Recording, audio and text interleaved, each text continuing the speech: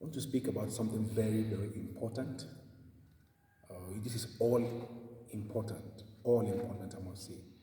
Yes, we've been hearing about believing or belief system and all. That's for those of us who have heard about it. I want to differentiate between the two, to believe and to know what it is like, okay? Now, to believe is like when someone tells you about something, let's say about a meal, a particular meal, and the person tells you that this meal is very sweet or delicious, it tastes awesome and all. And you keep hearing this, and each time you're with this person, what this person tells you is about the meal, but you have not tested the meal yourself. You just keep hearing about how good this meal is, how lovely the meal is, and all. Now, no matter how much you hear about this meal, without testing it, it remains a belief system, no matter how much you hear about that. Okay, but the moment you get to test it, or you get to feel it or eat it, so to speak, it is now your own knowing. It is not like the person ministers to you or the person tells you or the way you hear it. But now, you testing it or you eating it, you now have your own testimony or experience about this meal. Maybe much more than the person has said to you.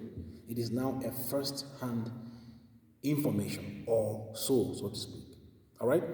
So that is basically how life is. When it comes to who you are, the life you are, no matter how much you hear about it, when it comes to hearing, you can only hear about who you are, not who you are.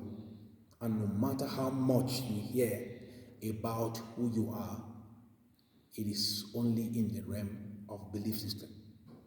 It is only in the head. It is never experiential.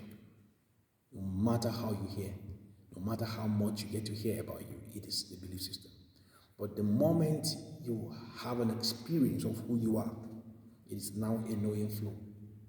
Okay? Now, when you have this experiential sense of who you are, there is nothing that anyone can say in terms of who you are that will be up to that experience, because that experience is a realm of eternity. It keeps opening, it keeps unfolding, it keeps evolving. That is the thing about experiential knowledge. That is why you hear me always talk about experiential knowledge, because experiential knowledge is that which is the very thing as it is in all fullness and accuracy.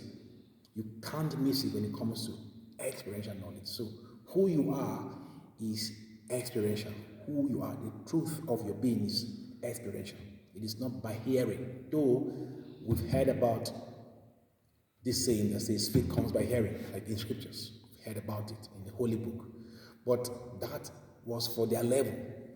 For their level, they needed to hear that. They needed to hear things like, you believe by hearing. Yes, what hearing will produce is belief. But what experience will produce is a knowing. When I say experience, not to experience things in terms of bad things, like people will say that experience is the best teacher. Not in that sense of experiencing things, like negative things, then you now get knowledge. No, I'm talking about that experience of who you truly are, the life you are, the knowing flow of it. Okay? So, faith, of course, belief comes by hearing. But who you are comes by a knowing, or by the experiential sense of it within you. Who you are comes by a knowing, or by the experiential sense of it. Okay? So this is just what I want us to know. I will talk more about this. No wonder Christ said, unless you eat my flesh and drink my blood. Eat and drink. Eat and drink. Experiencing. You would not have life in you. I will explain that in my next video, okay? So keep close with these videos as they come on YouTube. Okay, share it, and I trust it, it ministers to you. Bless your heart.